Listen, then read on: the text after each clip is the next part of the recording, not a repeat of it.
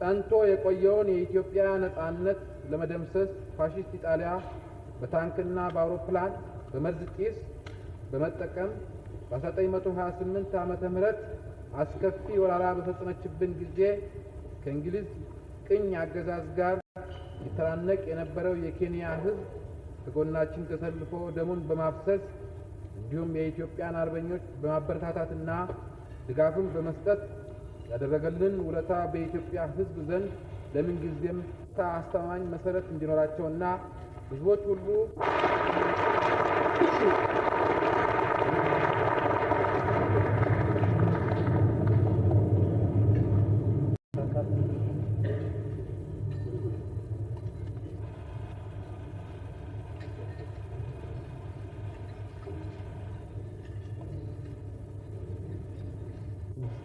Ladies and gentlemen, I wish to thank you, Your Excellency, most sincerely for the kind words and sentiments you have expressed about me and my country.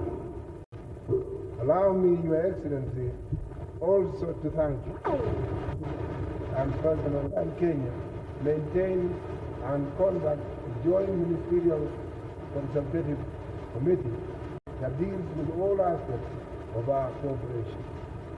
I am glad to say, Mr. Chairman, that my government intends to continue and even strengthen our participation in these joint meetings.